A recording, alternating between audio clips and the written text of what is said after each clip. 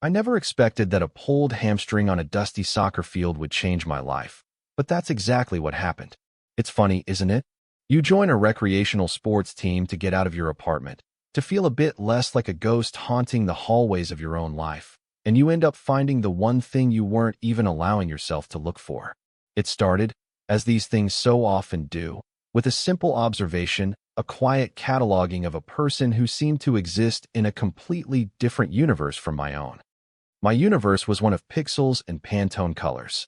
I'm a graphic designer, Miles, and my days are spent translating abstract concepts into clean, visual forms. It's a job I love, but it's a solitary one. My apartment, my computer, my own head. That was my entire world, most of the time.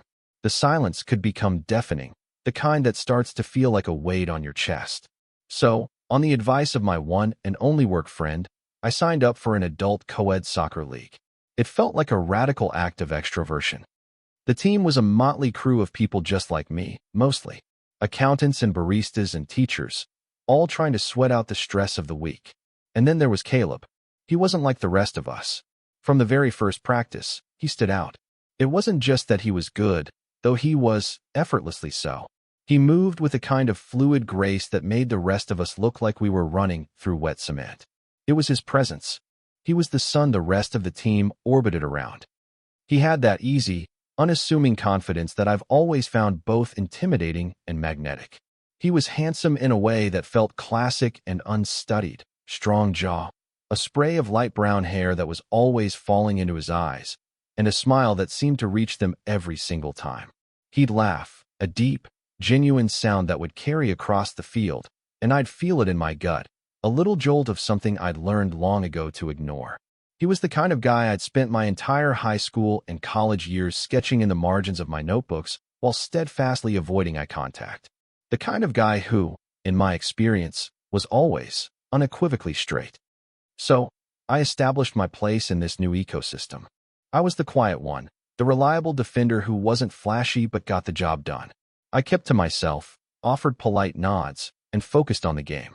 I treated Caleb the same way I treated everyone else, with a friendly but distinct distance. But I watched him. I couldn't help it. I watched the way he encouraged the less skilled players, the way he'd high-five someone after a clumsy mistake, the sheer joy on his face when he scored a goal. He was kind. That was the most dangerous part. It wasn't just the looks or the athletic prowess. It was the fundamental goodness that seemed to radiate from him. My life settled into this new routine. Work, home, and twice a week, soccer. It was better.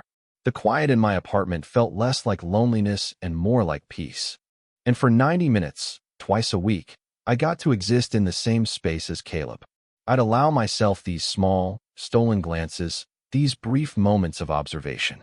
It was a crush, a harmless one, filed away in the same mental drawer as celebrity infatuations and fictional characters. It was safe because it was impossible. He was a bright, burning star, and I was just a guy on the ground, content to watch from a distance.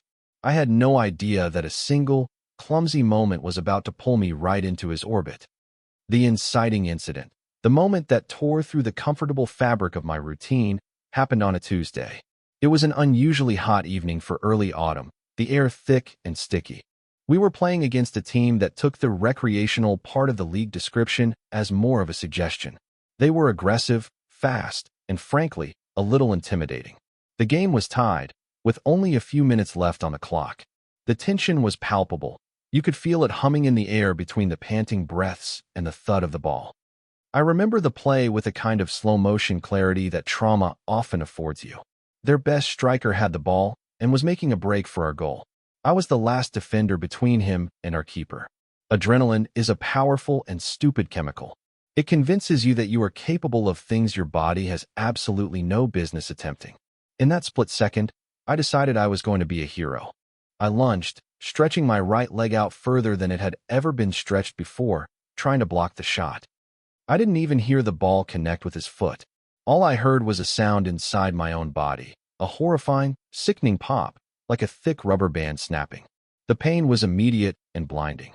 It wasn't a dull ache. It was a sharp, electric fire that shot up from the back of my thigh all the way to my spine. My leg gave out completely, and I went down. I didn't fall gracefully. I crumpled onto the dry, scratchy grass, my face pressed into the dirt. A gasp of pain punched out of my lungs. The world went blurry for a second. The whistle blew, a shrill, piercing sound that cut through my agony. I could hear muffled shouts, the sound of feet running towards me. I tried to push myself up, but another wave of searing pain forced me back down with a groan. "Don't move, man. Just stay put," someone said. I squeezed my eyes shut. My entire world narrowed down to the throbbing, screaming muscle in my leg. "This is what you get for trying to be a hero, Miles." Then, another voice cut through the fog, closer and calmer than the others. Hey, you okay? Where does it hurt?" I cracked an eye open. Caleb was kneeling beside me, his face etched with genuine concern. His hair was damp with sweat, and a stray piece was stuck to his forehead. He wasn't looking at me like a teammate who'd just gone down. He was looking at me like he was trying to solve a problem, like my pain was his to fix. "My hamstring," I managed to grit out, my voice thin and strained. I think I really tore it," he nodded, his gaze serious. Okay, we're going to get you up." Easy does it. He and another teammate, a big guy named Dave, carefully helped me to my feet. Every inch of movement was agony. I couldn't put any weight on my right leg at all, and I had to lean heavily on them as they half-carried me to the sidelines. The game resumed in the background, but it was just noise. My focus was on the feeling of Caleb's arm firmly around my waist, his body warm and solid against mine, supporting my weight. It was an intimacy born of necessity, but it was intimacy all the same, and my heart hammered against my ribs for a reason that had nothing to do with the pain. This was the moment everything changed. A pulled muscle, a simple act of kindness, and the beginning of something I never saw coming. Getting from the soccer field to my apartment was a blur of hobbling and muffled apologies. Caleb had been insistent. While our coach was fumbling with his phone trying to figure out if he should call for a rideshare, Caleb had already taken charge. "I'll take him," he'd said, his voice leaving no room for argument. "My car's right here." It's no problem. He had a quiet authority about him that made people listen. So, I found myself being gently guided into the passenger seat of his slightly beat-up but clean sedan, my injured leg propped awkwardly in front of me. The drive was mostly silent, punctuated only by my occasional winces and his soft questions. "You doing okay?" he'd ask, his eyes flicking from the road to me and back again. "We're almost there." I just nodded, focusing on my breathing. The initial shock was wearing off, replaced by a deep, throbbing ache that seemed to have a pulse of its own. But beneath the pain, something else was happening. I was acutely aware of him sitting next to me. I could smell the faint, clean scent of his soap mixed with the honest smell of grass and sweat. I could see the way his hands gripped the steering wheel, the strength in his forearms. These were details I had only ever observed from a safe distance, and now they were filling the small space of his car, immediate and overwhelming. When we got to my building, he didn't just drop me at the curb. He parked the car, helped me out, and supported me all the way up the 3 flights of stairs to my door, my arm slung over his shoulder.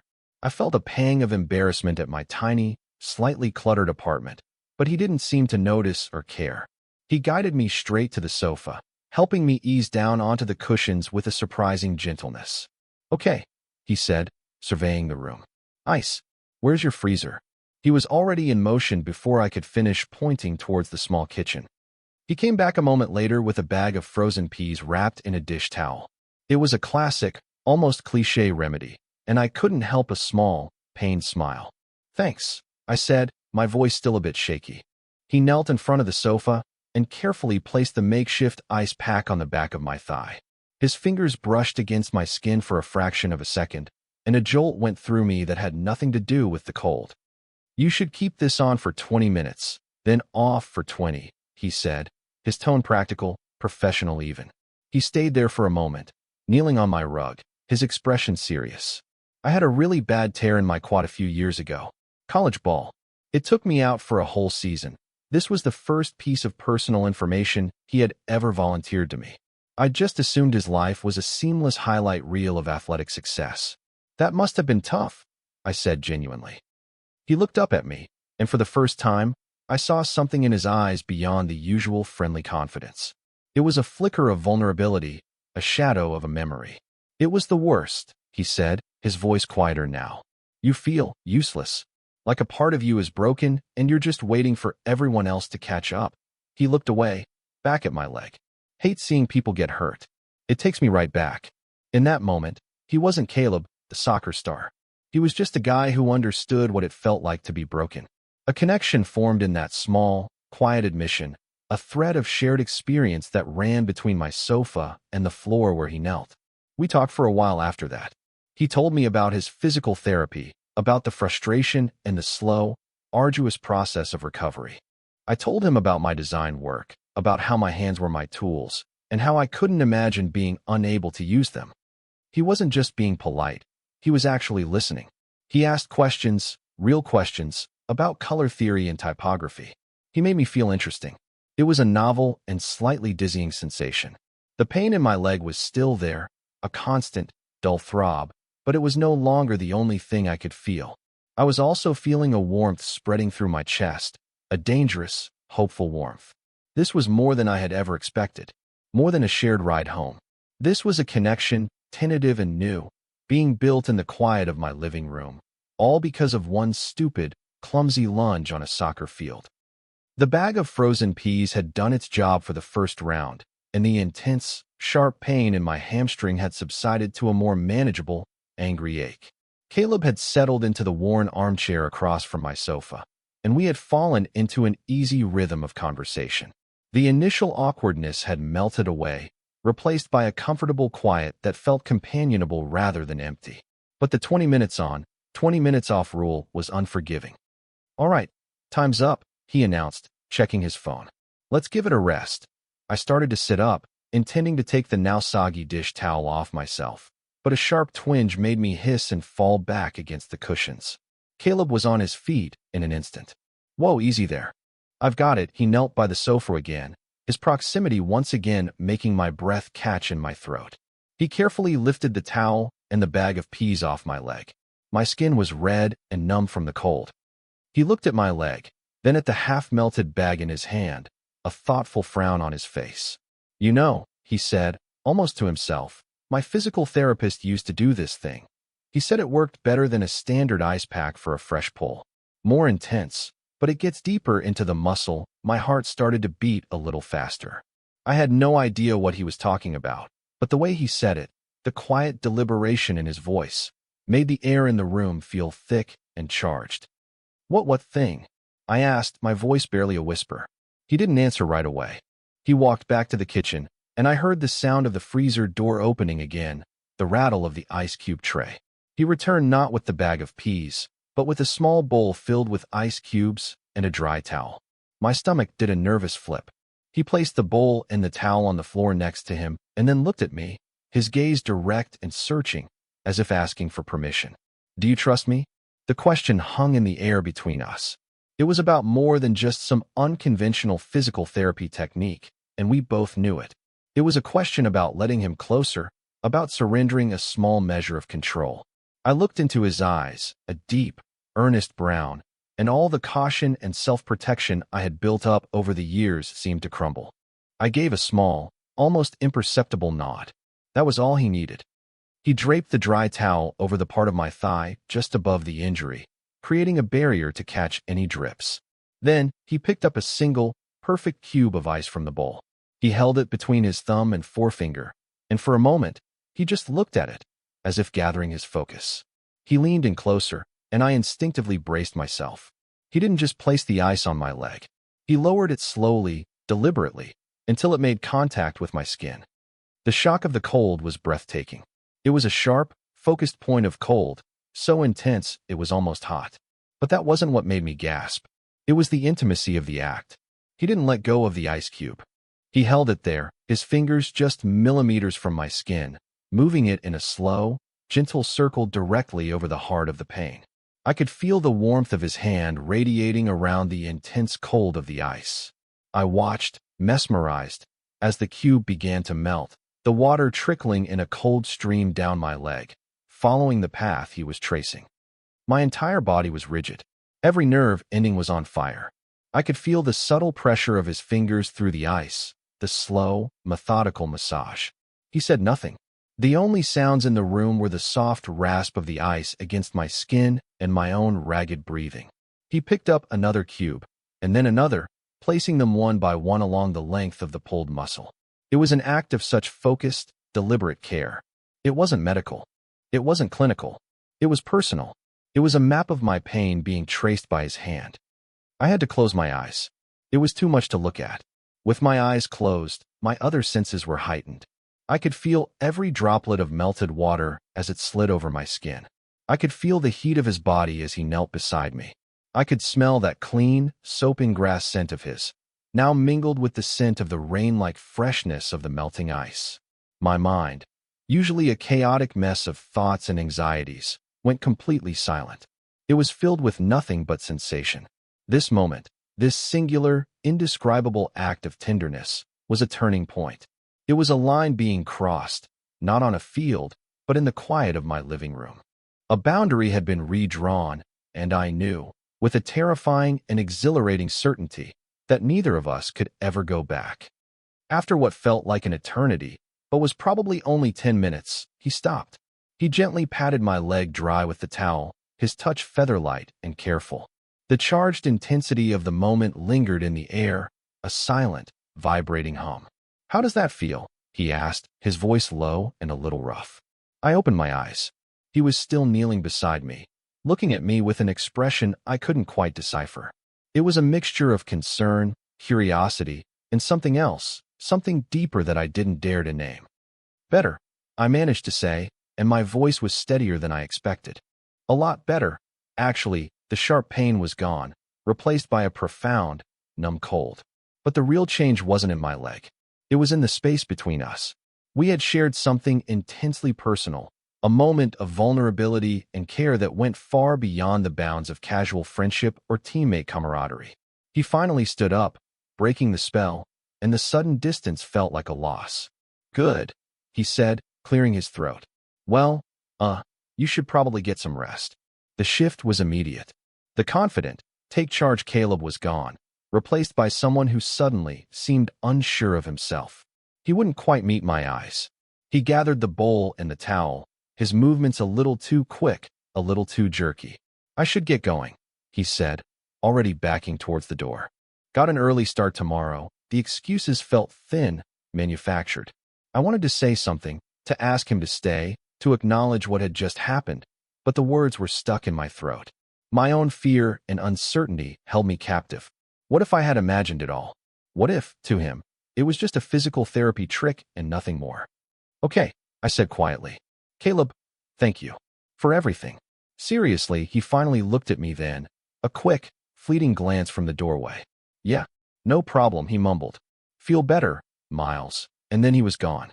The click of my apartment door closing sounded unnaturally loud in the sudden silence. I was alone again, but the room felt completely different. It was no longer just my space. It was a space we had shared, a space where something significant had transpired. I stared at the spot on the rug where he had knelt, my mind replaying every single second of the past hour. The days that followed were a special kind of torment. My leg was healing slowly, the deep purple bruise a constant, ugly reminder of the injury. But the real ache wasn't physical. It was a knot of anxiety and hope tangled up in my chest. I spent hours replaying the ice incident, as I'd started calling it in my head. I analyzed every detail. The way he'd asked if I trusted him, the intense focus in his eyes, the gentleness of his touch, his sudden awkwardness before he left. I was like a detective examining a single piece of evidence from 100 different angles, desperate to uncover its true meaning. My brain, the same one I used to solve design problems, presented me with two competing hypotheses. Hypothesis A, it meant everything. It was a gesture of profound intimacy, a confession without words. He felt it too, that spark, that connection, and his abrupt departure was because he was just as scared and confused as I was. This was the hopeful hypothesis, the one that made my heart race and a foolish smile creep onto my face. Then there was hypothesis B, it meant nothing. He was simply a genuinely kind person, a good guy who knew an old physical therapy trick. The intimacy I felt was entirely one-sided, a product of my own wishful thinking and the vulnerability of being in pain. His awkwardness wasn't from unspoken feelings. It was from the realization that he might have overstepped a boundary, that he'd made me, the quiet gay guy on the team, uncomfortable. This was the fear-based hypothesis, the one that made my stomach sink with a familiar dread of rejection. The next soccer practice was excruciating. I couldn't play, of course, so I sat on the sidelines, armed with a book I had no intention of reading. My eyes were glued to him. He was back to being the Caleb everyone knew, laughing, shouting encouragement, scoring goals with that infuriating ease. But something was different. I saw him glance in my direction more than once. They weren't friendly waves or nods. They were quick, almost furtive looks, as if he was checking to see if I was watching. When he did catch my eye, he'd look away immediately. After the practice, he avoided me. Not obviously, not in a way anyone else would notice, but I did. He busied himself talking to other teammates, packing his bag on the far side of the field, leaving with a group instead of walking past the bench where I was sitting. Each non-interaction was another piece of evidence. But which hypothesis did it support? Was he avoiding me because he was nervous and didn't know what to say? Or was he avoiding me because he was embarrassed and trying to create distance? My internal debate raged on, leaving me exhausted and on edge. The hope was a flickering candle flame, and the fear was a constant, chilling wind threatening to extinguish it entirely. The aftermath was a silent, tense waiting game, and I had no idea what the rules were, or who would make the next move. A few more days passed in this state of suspended animation. I limped around my apartment, my thoughts a constant loop of hope and doubt. I had almost resigned myself to living in this limbo forever, to letting the memory of that night fade into another one of my life's great what-ifs. Then, on a Saturday afternoon, there was a knock on my door. It was a firm, steady knock, not the hesitant rap of a delivery person. My heart leaped into my throat. I knew, somehow, I just knew who it was. I hobbled to the door, my pulse pounding in my ears. I took a deep breath and opened it. It was Caleb. He was standing in my hallway, wearing a simple gray t-shirt and jeans, not his soccer gear. He looked nervous. His hands were shoved into his pockets, and he wasn't smiling his usual easy smile. He was biting his lower lip, a gesture I'd never seen him make before. "Hey," he said, his voice quiet. Can I come in for a second?" I just nodded, stepping back to let him in. The silence as I closed the door behind him was heavy, filled with all the things we hadn't said over the past week. He didn't move towards the living room. He just stood in the small entryway, looking at the floor, then at me, then back at the floor. "How's the leg?" he asked. It was a safe question, an easy opening. "It's getting there," I replied, my own voice tight. "Still hurts, but it's better." He nodded slowly, still not really looking at me. "Good. That's good." Another beat of silence stretched between us. This was it. The breaking point. The tension was unbearable. Finally, he blew out a long breath, ruffling the hair on his forehead. "Look, Miles," he began, finally meeting my gaze. His eyes were full of a raw, anxious honesty. I've been a total idiot." I just stared, waiting. My mind was completely blank. "The other night," he continued, his words coming out in a rush now, as if a dam had broken. "When I was here, I acted weird when I left, and I've been avoiding you at practice, and I'm sorry. It's just, I've been thinking about it a lot. About being here. With you." He took a hesitant step closer. My entire body felt like a live wire. "That whole thing with the ice, it wasn't just about your leg. There it was. The revelation. Not a trick of the light, not a figment of my hopeful imagination. It was real. I've kind of had a thing for you for a while now," he admitted, a faint blush creeping up his neck. "Since the season started, probably. I'm not good at this." I didn't know what to say, or if you were even he gestured vaguely with his hand.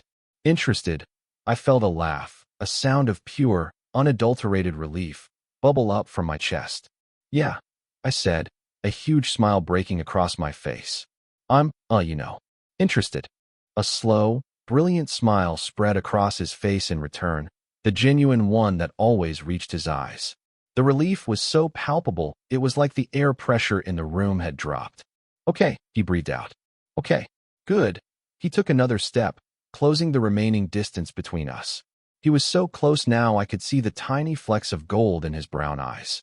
"So when you got hurt, it was awful, but it was also an opportunity." An excuse to talk to you. To be near you. He shook his head, a self-deprecating laugh in his voice. It sounds so stupid when I say it out loud. It doesn't, I said, my voice soft. It really doesn't. He reached out then, his hand coming up to gently cup my jaw. His touch was warm and steady, a stark contrast to the trembling I felt inside. His thumb stroked my cheek, a small, reassuring gesture. Can I? He whispered, his eyes searching mine. It was the same question he'd asked before he'd touched me with the ice. Do you trust me? This time, I didn't need to nod. I leaned in, meeting him halfway. The kiss was nothing like I had imagined. It wasn't tentative or questioning. It was confident and sure, a release of all the tension and unspoken feelings that had been building between us for weeks. It was a confirmation. It was the taste of relief and the feeling of finally coming home. When we broke apart, we were both breathless. He rested his forehead against mine, his eyes still closed. So, he murmured, a smile in his voice. I guess we don't have to avoid each other at practice anymore. I laughed, a real, happy laugh. The knot in my chest, the one made of anxiety and fear, had completely unraveled. In its place was a warmth that spread through my entire body, a feeling of pure, unadulterated hope. The weeks that followed that conversation felt like waking up from a long, gray dream into a world saturated with color. The awkward avoidance at soccer practice was replaced by something new and electrifying. There were stolen glances across the field that were no longer furtive, but filled with shared secrets and private smiles. He'd find excuses to stand next to me on the sidelines while I was still recovering, his arm brushing against mine, sending a jolt through me every time. Our teammates noticed, of course. It's hard to miss two people who suddenly can't seem to stop smiling whenever they're near each other. But no one said anything. There was just a quiet, accepting shift in the team dynamic. We started spending time together away from the field. It began with coffee after I had a physical therapy appointment, then dinner at a small Italian place he loved, then whole afternoons spent at my apartment. He'd watch me work on my design projects, asking thoughtful questions and seeming genuinely fascinated by the process. I learned that beneath the confident, athletic exterior was a deeply thoughtful and surprisingly introspective person. He loved old black and white movies and had a secret talent for making the most incredible homemade pasta from scratch. In turn, I opened up my world to him. I showed him the difference between serif and sans serif fonts until he could identify them on street signs. I took him to an art museum, and we spent hours debating which paintings we'd hang in our own homes. We learned the rhythm of each other's lives, the small details that make up a person. I learned that he hums when he's concentrating and that he's fiercely loyal to his friends. He learned that I need at least 2 cups of coffee before I can form a coherent sentence in the morning and that I have a ridiculous, encyclopedic knowledge of 90s pop music. Each new discovery was like finding a piece of a puzzle I didn't even know I was solving. A couple of months later, my hamstring was finally healed. My first game back was on a crisp, sunny Saturday. I was nervous, not about the game, but about re-injuring myself. Before we started, Caleb pulled me aside. He took my hand, his grip warm and firm. "Hey," he said, his voice low and for my ears only. "Don't think about it. Just play. And if anything happens..." He gave me a sly, knowing smile. "I'm a pretty good physical therapist." I laughed, the last of my anxiety melting away under his gaze. His belief in me was a shield. After the game, which we won, we were packing our gear in the trunk of his car. The sun was setting, painting the sky in shades of orange and pink. An easy, comfortable silence settled between us, the kind that only exists when two people are completely at ease with one another. He closed the trunk and leaned against it, pulling me closer until I was standing between his legs. He wrapped his arms around my waist, and I rested my head on his shoulder, breathing in his familiar scent. "I'm glad you joined the team, Miles," he said softly into my hair. I thought back to the man I was just a few months ago, the quiet observer who lived his life from a safe distance, convinced that connection was something for other people. I thought about the blinding pain of that injury and how it had, paradoxically, led me to this moment of profound peace and happiness. It's strange how life works. Sometimes the thing that breaks you is the very thing that puts you back together, stronger and more whole than you were before. Vulnerability, I realized, wasn't a weakness. It was a doorway. and I was just so incredibly grateful that I had finally been brave enough to walk through it. Looking at the horizon, with Caleb's arms around me, I knew this wasn't an ending. This was the real beginning.